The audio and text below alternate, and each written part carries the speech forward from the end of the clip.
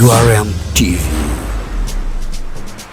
Viewers, good evening and welcome to today's URMtv news with me, Radi Kashamadama. First, the top stories.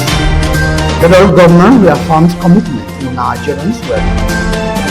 And China introduces ICT classroom to enhancing digital literacy in underprivileged Nigerian communities. EDV governors call Wike to order, and many more. Stay tuned. URMtv.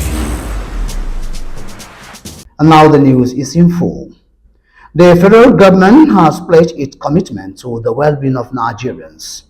Tayo Oyedele, the chairman of the Presidential Committee on Fiscal Policy, made this known while speaking to journalists in Abuja. The committee recommended the removal of all taxes, including VAT, on necessities such as food, public transportation, housing, education, and healthcare to make them more affordable. President Tinubu has visited Huawei Technologies Benji Research Center, where the company introduced the DigiTruck, a mobile ICT classroom aimed at enhancing digital literacy in underprivileged Nigerian communities. During the meeting with Huawei's leadership led by the chairman, Mr. Liang Hu, it was revealed that the initiative would operate in 10 states annually, training at least 3,000 students each year. This aligns with the Ministry of Communications' goals to train 3 million technical talent in Nigeria. Mr. Hu praised the President's renewed hope agenda for recognizing the importance of digital technology for economic growth. However, Nigerian CEO Mr. Chris Lu expressed support for Nigeria's National Talent Export Program, emphasizing Huawei's commitment to assisting the Nigerian government in achieving a digital development objectives and expanding its capacity to serve more African markets. The Court of Appeal has proposed an amendment to the Electoral Act to protect governors whose deputies are disqualified by a court.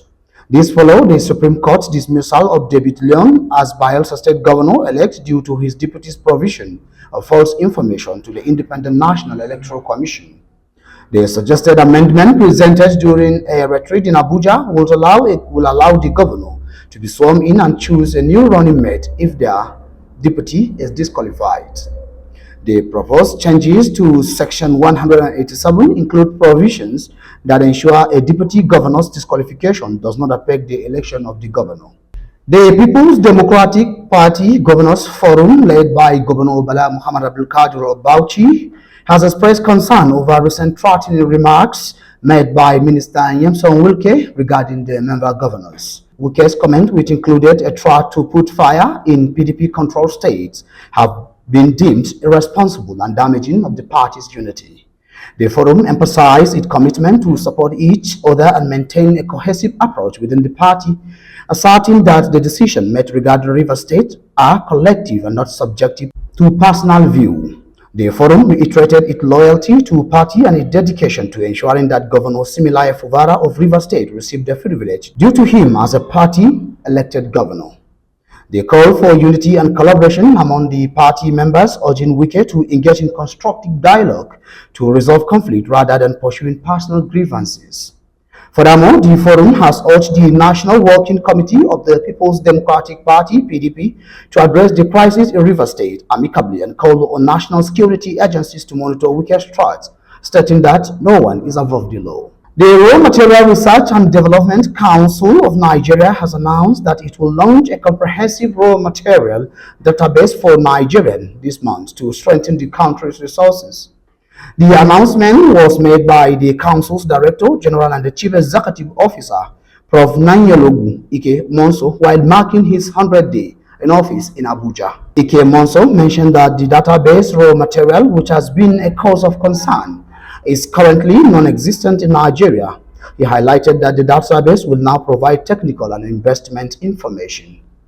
Additionally, the database is expected to be a valuable tool for investors, providing detailed insight into the availability, potential exploitation, and economic value of various raw materials across Nigeria.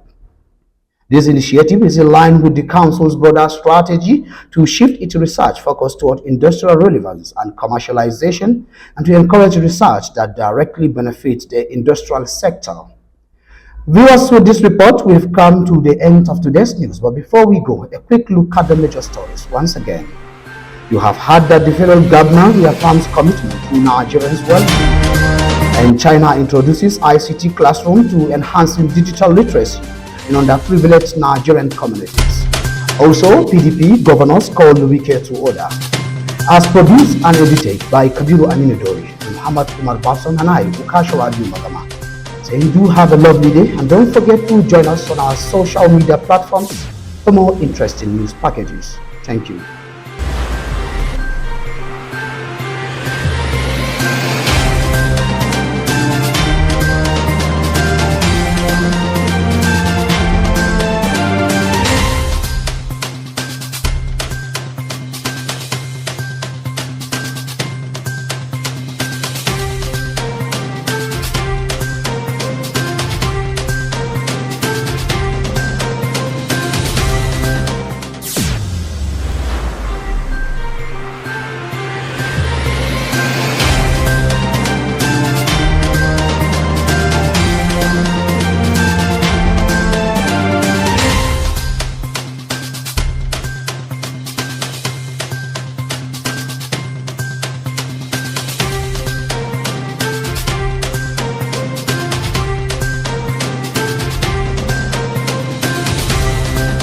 URMtv.